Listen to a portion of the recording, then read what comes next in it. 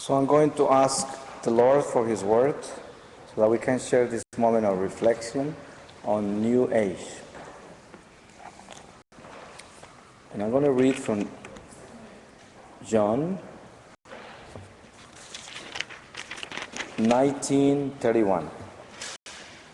The pierced Christ. As it was preparation day, the Jews did not want the bodies to remain on the cross during the Sabbath. For this Sabbath was a very solemn day. They asked Pilate to have the legs of the condemned men broken, so they might take away the bodies. The soldiers came and broke the legs of the first man and of the other who had been crucified with Jesus. When they came to Jesus, they saw that he was already dead, so they did not break his legs. One of the soldiers, however, pierced his side with a lance, and immediately there came out blood and water. The one who has seen here gives his witness so that you may believe. His witness is true, and he knows that he speaks the truth. All this happened to fulfill the words of Scripture. No one of his bones shall be broken. Another text says, they shall look on him whom they have pierced. The word of the Lord. The theme of New Age is probably one of the most unknown ones by the church, unfortunately. And it's not because the church doesn't know, it's just that it is like the pace of a battle that we have to always work to catch up with it. The devil is too busy. And you know, when you read the scriptures, you read, the children of the dark are more astute than the children of the light. See, and that shows you what it means. It means they are so astute, they always coming up with new games. You know, it's like the police. The police can never can never catch up with criminals. They are always inventing a new crime, a new way to, and then they have to constantly be building up a new operation, new tactics to catch up with criminals. And same thing happens in the spiritual world with the spiritual battle. The church is constantly guarding the souls and watching the devil, and the devil is constantly building up new strategies, new ways of destroying souls. So this is a never-ending battle. So at the end, we could never say the church doesn't know. It's just that the church is an army, and we're fighting against an enemy that is feisty, astute, and is constantly working against us. So we are in a battle. And New Age is about the kingdom of the dark. That's what New Age is. There's nothing new about New Age. I don't even know why they call it New Age, but I'm sure there is a reason. But the thing is, New Age begins with the falling of original sin. That's the beginning of New Age. And it's called an age because it has an end. It's like the new creation in Jesus Christ has no end. And so when we part the two between New Age and the new creation, then we see our journey and our battle. New Age begins with original sin. The devil will always, till Jesus comes back and his power will be crushed forever, will always come up with a new way of conquering souls and strategies. And through every cycle of humanity, he will come up with something new of the old. You know, it's the old game dressed up in a new fashion. So he dresses up with the culture. He dresses up with what is going on in the present. He's always working on time, and sometimes even ahead of time. And so he permeates the cultures in a way that we think that it is people doing this. Because, you know, when I was a teenager in the 60s, I grew up in a province, in the countryside, and we were all Catholics, and it was very simple life. There were things that were dramatic, like there was an area of town where there was prostitutes, you know, there was things like that were very strange, but they were there. During Holy Week, you could see everyone on their knees, even the prostitutes were bleeding on their knees. But on Monday, after the resurrection, they were all back to their prostíbulos, you know, back to their prostitution areas, like that, you know, and it was very strange. but this is the way it was. But I grew up in a very Catholic environment with very basic principles of life, and it was a good living, a good upbringing. But when I went to the big city of Bogota, and I was just early in my teens, like 14 years old, the world just enchanted me, you know, and everything that was there. And all these propositions of the dark, like all these pagan philosophies and the astrologies and numerologies and all these mental control techniques and all these alternatives were there. And then at the end, Jesus became one more figure of all these incredible propositions, you know. And so the whole Christianity was diluted and became syncretized, as they call it. And I became syncretized. And that is a good example of what New Age is about. New Age is about picking up from everywhere things conveniently for your own benefit, and then turning all of that into one thing. It's like syncretizing. It's like when I was a teenager, I was part Hinduist, part Buddhist, part magician, part witchcraft, part numerologist, part astrologer, and part of everything. Everything, a little bit of everything. And this complete liberalization of the sexes and things like that came along. All of that is part of New Age. The movement of homosexuality and lesbians and all of that is New Age, because this is what it does. It brings people into their own, and then brings people into this God-like type of life. Like it shows you that you are able to do whatever you want on your own.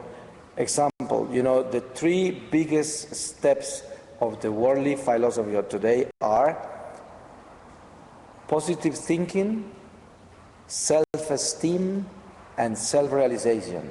Those are great evils, and they are so common. Even in the church, some Christian psychology deals with that as a tool, when it is not a tool. It is a New Age force. Why? Think about this. You could never say you will have self-esteem. We do need esteem, but how could it be self when God says to Moses, I am the one who is, the only one who is. So if I am not, because there is only one God and there is only one who is, that means I am not. How could I have self-esteem? My esteem has to be Christ's esteem, not self-esteem. And it's so subliminal, you know. It shows you, like, it's it's absolutely perfect psychologically speaking, humanly speaking, to say self-esteem. You think, yeah, the esteem has to come out of me. I have to be the one working on having a strong esteem, you know, in myself. But it's not true. Your esteem has to be Christ. You have to have Christ's esteem as opposed to self-esteem. Because you could never pretend that on your own you're going to have esteem on your own, when not even the leaf of a tree moves without the will of God. See, how could you have self-esteem? It denies the presence of God in your life completely. Positive thinking. They tell you that if you think positively, you are able to get what you want. Even if you fix up your goals in the future as if they are already being conceived, then you will achieve them. That's what they tell you. That's mental control, right? And then where is grace left? When everything we do get in life is grace. It's not simply positive thinking. We have to have a positive attitude. That we should have. That means it's a virtue called hope. We should have hope. And we should have that confidence in God that builds us up into hope.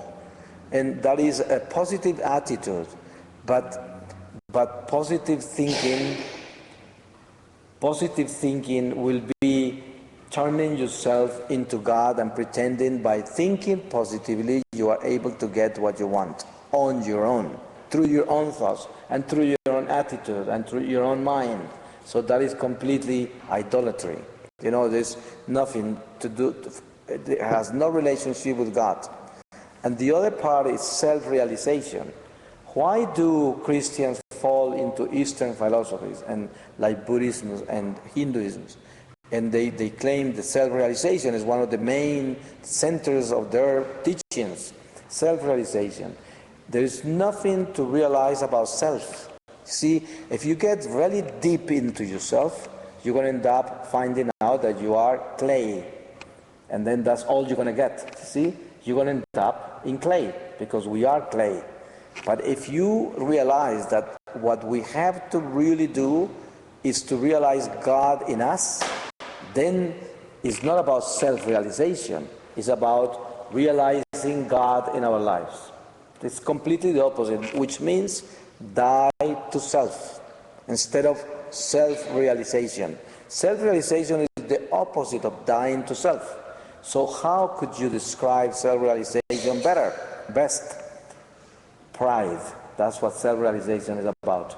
You know, the existentialists, they look for the philosophical stone, and they are all searching for it, because they think they're going to find that philosophical stone that is going to give them all the answers. And they try to find it through reason.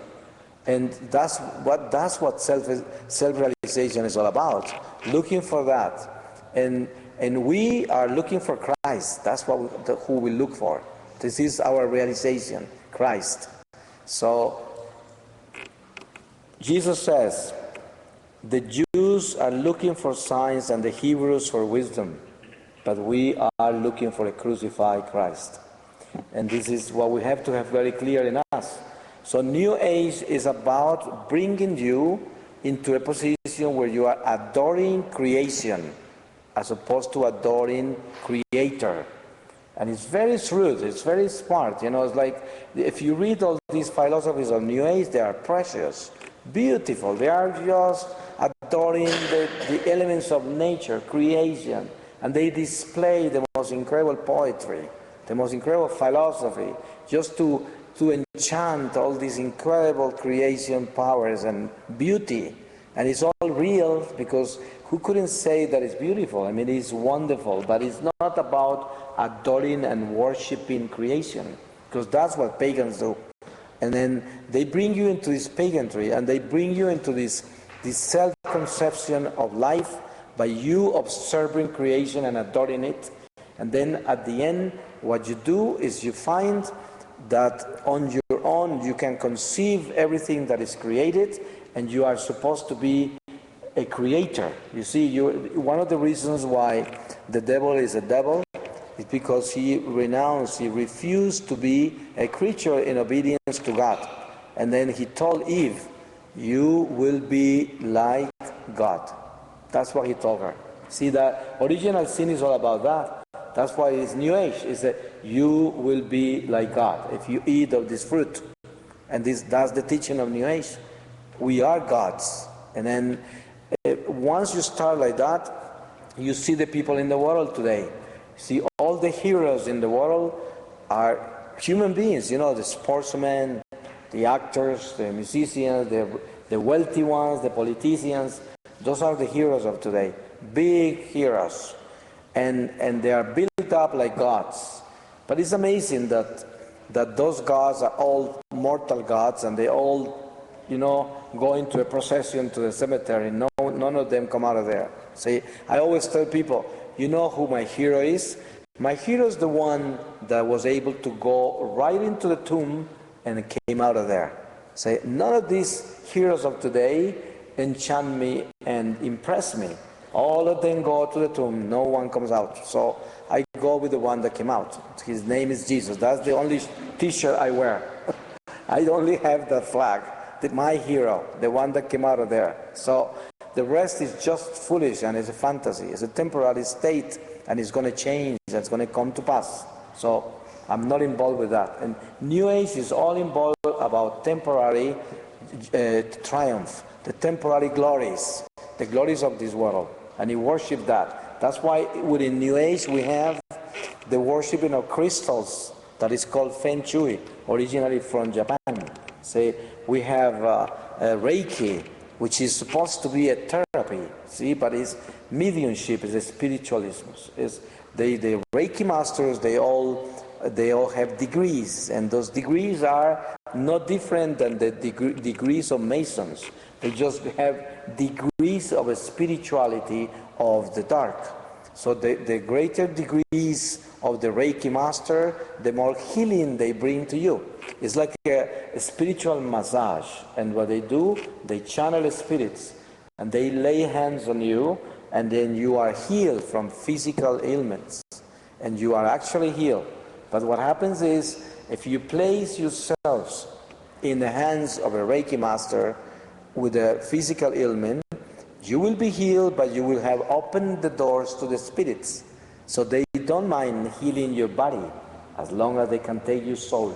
And that's why people are so naive. They think that all these alternative medicines make sense because they heal you faster. You see, and it's so strange. You know, Father Gabriel Amorth, as you know, probably he's an old Vatican exorcist, and is an authority in demonology and great experiences. He had a patient that had great trouble with spirits, and he was so puzzled because 2 years he couldn't find the source of the problem. 2 years, and the patient was getting worse and worse all the time. It was a woman, originally from Germany, and then one day in prayer he felt he had to ask her about medication and medical treatment, because he couldn't find any other area in her life where she could have been involved or tapped into some kind of darkness by any practice or anything. And then he asked her, "Are you taking any medication?" And she said, "Yes, I've been taking for 20 years medication, homeopathic medication." And then he said, "Oh, okay, why don't you bring me some of that?" And then she brought in a few of the homeopathic things that she was taking. And then Father Amorth brought in the same medication on natural medicine. You see, same herbs, but not homeopathic. Let's say, for example, one of the herbs were valerian herbs. And then he found valerian herbs produced by a company that was just plain commercial herb producer, right? Distributor. And then he put the two of them together and did a prayer, you know, an exorcism prayer, and went to sleep and left them in his library there at home. When he came out the next morning, the medication that was natural, produced commercially, was destroyed, was all like powder, and the other one was intact, the homeopathic. And then the next day he did the opposite. He put a St. Benedict crucifix in between the two, and then he did another prayer, very strong prayer. And the next day when he woke up and went to see, the homeopathic medicine was powder and the other one was intact. Then he knew there was a spirit in the medicine. A spirit. And that's why, being the same herb, the homeopathic was more effective. And he said, there is something fishy here. How could that be when both herbs are the same? See, why homeopathic will be more powerful and more effective than this one? When it's exactly the same doses, everything the same. So there was something fishy about it. So he found out that this doctor in Germany that invented homeopathy, he was an alchemist. So a medical magician, right? So what he did, he put arcanes on the herbs. Arcanes is a spiritual treaty. It's like a covenant that you make with the spirits with every particular herb. And then after that, anything that carries the name of homeopathic, even if they put together the herbs, wherever they put them together, the spirit would travel with the herbs. And an example I give you in the opposite side. You know, when you have your scapula, right? The scapula. They only have to put it on you and consecrate you once in your life, right? And then after that, if the scapula breaks down, you just get another one. You don't even need to get it blessed because it's already imposed on you. See? And you can get another scapular, put it on, and it has the consecration of the first one. Same thing in the opposite direction. He put arcanes on the herbs, so they are consecrated. So as long as they travel through the homeopathy, then they all have the spirit he placed on them. See? And then some homeopathic doctors all around the world, not all of them are aware, they're dealing with the spirits with what they are diagnosing their patients. So the only thing they know is that they are much more effective than the regular natural or naturist medicine, right? And then this is something incredible. When he discovered that, he was able to exorcise this woman. And then he got her to bring in all the names of every medication of homeopathy she took all these years. She was not able to bring them all in, but she brought in enough for her to be exorcised. And then he began to call every spirit by name, calling the herb, but adding the name homeopathy. He had to add the name, see? And then he was calling one by one. He spoke to 7 different spirits. And then they gave him information, see, all kinds of information. That's why the Vatican has a document on homeopathy and says, do not touch it. See, what happens with that is you will open a door. You will open a door with that. You will be healed physically, and then you have an entrance, a gate where the spirits can come in. And that's what they love. You see, you tell this to people, they get so angry because a lot of people have been benefited from that, and especially those doctors that are practicing that. I have letters threatening me. In Mexico, I was accused to the cardinal in the city of Mexico, but I have the documents. You see, that's what makes a big difference. It's not me talking. The Vatican was the one that came out with that, you know, and a very respected exorcist. He's not just some experimental, you know, demonologist. He was a very serious demonologist, and that's a little example of what alternative medicine is all about, you know. And another thing, you know, disease not always is a consequence of sin. You can see that in the scriptures when they were asking about this blind man, and they said, is he blind because of the sins of his ancestors or his own sins? And then Jesus said, none of them. He is blind because God is going to glorify himself in him. And then he was born blind so that Jesus will find him one day and give him his eyesight back, and God will be glorified in that. It's like Lazarus died so that Jesus could resurrect him. He didn't die. That disease was not a consequence of anything else but God's glory. But there are diseases that are part and consequence of sin. You notice that in the paralytic of Bethesda, you know, in the pool of Bethesda. This guy was paralyzed for I don't know how many years, and Jesus healed him. But when Jesus found him in the temple after he had healed him, he told him, your sins have been forgiven. Go and do not sin anymore, or worse things will happen to you.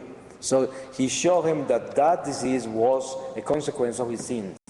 And so now, let's say God wants to save a family, and then he allows the mother to contract cancer, and then the mother is diagnosed with cancer.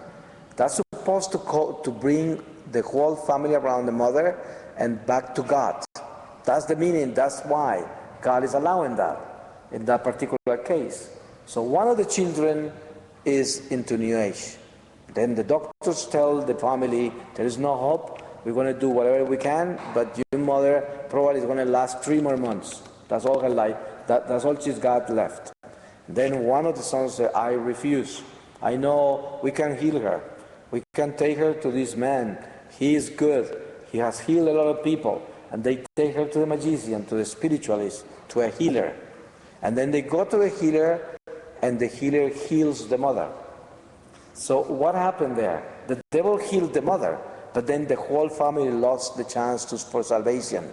Because that mother and that disease of the mother was the calling of grace for all of the family. Even if the mother had died. Doesn't matter, because it was about the souls. So the devil comes in and heals the physical part of the mother and hurts the spiritual side of everybody in the family, see? And then the worst thing of all is that in the future, everyone that is sick in the family, where are they going to take them? They're going to take them to the magician. See, so it is like a baptism to the darkness, you know, and this is the way New Age moves on. See, there are things like this. You probably heard about the Ouija board. The Ouija board, right? It's a spiritualism, and it's like a game. You find it in every game store, toy store for children. They sell it there, and a lot of children play with it.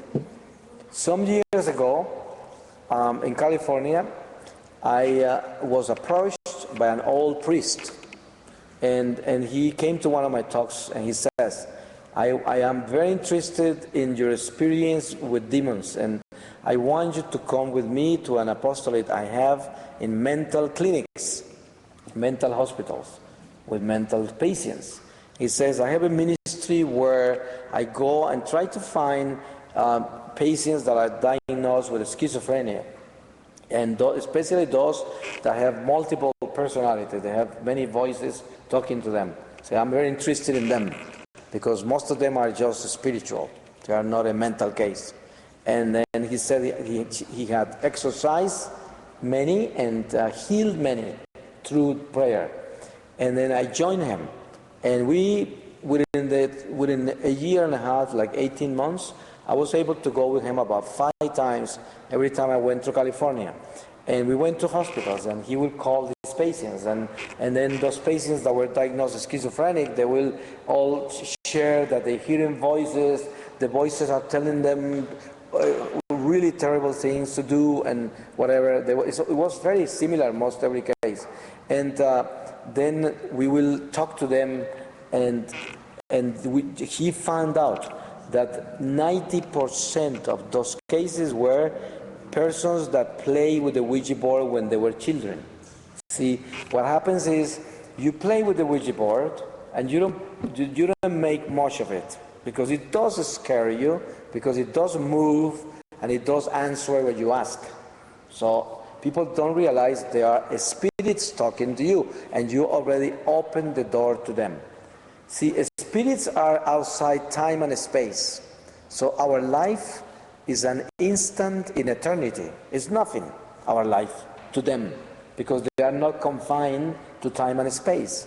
So they come in when you are 10 years old or 12 to the Ouija board, and they wait 20 years, for example. And then when you turn 30, 32, all of a sudden you end up with voices in your head. They don't let you sleep. You feel presences everywhere. All kinds of strange things are happening to you. And then they bring you to the doctor, to the psychiatrist. If they can't find any source of that, they bring them to a priest. They cannot find any source of that. And so they give up on them. They end up confined to a mental institution because they become violent. The spirits are talking to them, telling them to do horrible things. Some of them get to do horrible things, to kill people or to do things like that. And so they end up diagnosed as schizophrenic, and the government takes control of them. They are not allowed to be in society any longer. They are considered a danger to society. So the spirits will wait all those years to show up. See, some people are engaged with them so late in life that it could be 50 years later. That's how difficult it is, you know. And then that's an example of what is tapping with the darkness, opening doors. Let's say you were 9 years old and you were walking with some friends through a park, and a gypsy woman came in and offered to read your hand. And then you open up your hand like this, and she read your hand. So what happened is you open the door of your heart for spirits to look in, and therefore that door is still open unless the church closes it down. But it will be open all of your life. They are able to come in through there, and then they work through that door that you open. That's why every action we have engaged with that has to do with divination, with numerologies, with mental control techniques, with any kind of alternative medicine that we are not aware of exactly of the source, All of that are doors open into the darkness. And then they are doors open which are coordinates for a spirit to land in there. I was talking about the wounds in the talk before. Wounds. And I'm talking about wounds being like a satellite for a spirit. But there are two ways of dealing with wounds. One, your wounds could be the source of purification and sanctification in your life. Because if you turn them into God and ask God for mercy and compassion, those wounds can sanctify you. Because you are bleeding and they are painful and they hurt, but you accept that as a cross in your life. You give it to God and say, Lord, I give you my wounds. I consecrate them to you. And please do not let these wounds be an instrument of evil. Do not let them bleed to hurt anybody. Please sanctify me with these wounds. So this is the healing wound. Those are the wounds that are turned into God. And then the wounds of corruption, see, are the wounds that are hurting and producing resentment. Those wounds that you do not accept and you are angry with them and you don't want to deal with them and you are completely disrupted with those wounds, and every time they bleed you are angry. You don't want them in your life, you don't want to accept them, and you don't know how to deal with them. You just go mad with them. That's the way you can corrupt yourself with your own wounds, and they turn into wounds of evil. A lot of people are murderers. A lot of people are prostitutes, a lot of people are drug addicts, a lot of people are really bad individuals doing bad things because of their wounds that corrupted them. See, and they go against themselves and against everybody and against God because of the wounds.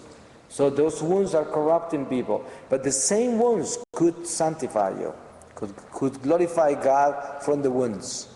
You know, St. Paul gives us an incredible example about weaknesses. And he asked God 3 times to take a thorn of his flesh off of him. And God didn't heal him. God told him, my grace suffices you. I glorify myself in your weakness. And then what was the answer? Sometimes we are carrying a wound so deep.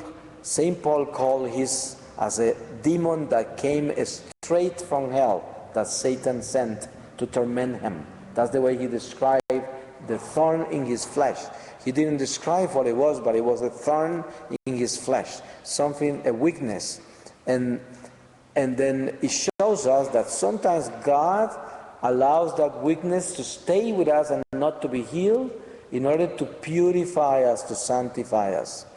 If St. Paul would have been a perfect apostle, he wouldn't have had any compassion with anyone. He would have been too perfect. And then God kept him humble, kept him bleeding. And that way he will also feel for the others. And that's what he does with us sometimes, you know. When we are bleeding towards God and the wounds are focused on God and we offer them to God, then we have compassion of the wounds of our neighbor. Because we know how it hurts, we know how it feels. So when our neighbor is acting strange and is not coping with things, we are able to forgive. Because we can relate to that because the wounds that are hitting us. And New Age is exactly the opposite. New Age is like a atheist psychologist that is counseling a woman that has trouble in her marriage. And then the answer of the psychologist is, you were created by God to be happy. You should leave that man, otherwise you will be unhappy all of your life. Leave him. Just go away and find another man that will make you happy. For sure God has a better choice in your life. And then that psychologist will destroy the sacrament. She will not be interested, or that psychologist will not be interested in building up that marriage, and she will not be interested in teaching the patient for forgiveness or anything, or reconciliation of any kind. She will only talk to this patient to be happy, to find happiness, to find freedom in life. So everything that is an obstacle in your life, you should Get ready of it. Because that is the calling of New Age. New Age is about glorifying yourself. It's about building up yourself. It's about finding your own freedom and your own way of doing things. That independence is exactly the flag of New Age, independence. And the more we look at it, the more we find so many sources of New Age. Imagine that ecology, most of the ecological movements of today are New Age. You notice that sometimes all of these ecologist movements come to a country in the third world. Let's say I just found something really bad in Argentina. They have beautiful places there on the Pacific side, way down south, close to the Patagonia. And then these institutions that are just big-time corporations, they came down and made sure that the UN declare a whole area as a humanities patrimony, you know, like something that belongs to humanity. I forgot the terms they used, but anyways, they took over all of the land and no one can touch it. See, there are areas of there that are precious, and it's right that they don't let anybody build anything there and should preserve them like that. But there are hundreds of miles that there's nothing special there, and they are not to be touched. Then why is this happening? Because what they're doing, the superpowers, what they're doing, they're preserving those lands for the future of their countries, the future of the power. They don't let people consume the natural reserves that are there. See, and they're taking over big pieces of land for their own benefit. And those are big corporations that come around and take over. See, nobody sold them that. Nobody offered it to them. But they come in as a big world organization and say, all these lands should be preserved because it belongs to humanity. And then if the governments fight against that, that means you are going against what belongs to humanity. And then you are not aware and concerned about ecology. You are not to protect the planet. So you have these big important Masons going around the world preaching about the global warming and also preaching about how overpopulated Earth is. You know, that couldn't be, that has to be the biggest lie ever.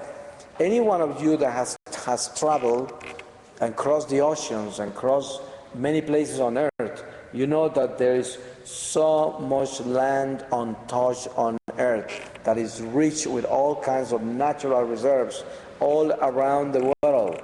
Nobody could ever fool us telling us the world is overpopulated. What is overpopulated is the cities. You see, the cities are overpopulated because, you know, these systems, these economical systems and private powers, they brought people, masses of people into the cities and keeps them in debt. You see, they have debts that last 30 years, 40 years to pay a home. They are engaged in horrible debts for years. They are not able to go anywhere. If they go anywhere, they lose everything they have. They have to work there. And apparently that's beneficial because you can say if they don't do that, they will be hungry somewhere. They will not be able to survive. That's not necessarily the truth. But part of the New Age movement is the globalization. See, one day we end up with one world order, one world currency, and then we will not have a religion. See, there is a man in the US called Ted Turner that was the one that came up with CNN News. He sold that to Warner Brothers, half of it, and then when he made that deal, that were billions of dollars, he donated $2 billion to the UN. And he's a Mason, right? The condition of those $2 billion, it's a gigantic donation, is that they will put together a world church. So what they're doing is for the year 2015, we are going to have a world church. A church with no Bible, no doctrine, a church with no God, a church of people. So what they're going to do is in every capital of the world, of every country, is going to have that church, and it's going to be connected, and through the web. And then every Sunday they're going to have a service, and it's going to be connected worldwide. So those that join the church are going to be benefited with jobs, and they're going to have amazing works of charity, feeding the poor, bringing housing to the poor, and doing great works of social work. And then everyone that joins becomes part of that power. And then they're going to prove that the origin of all wars and the origin of all misery on earth is religions. See? So that's the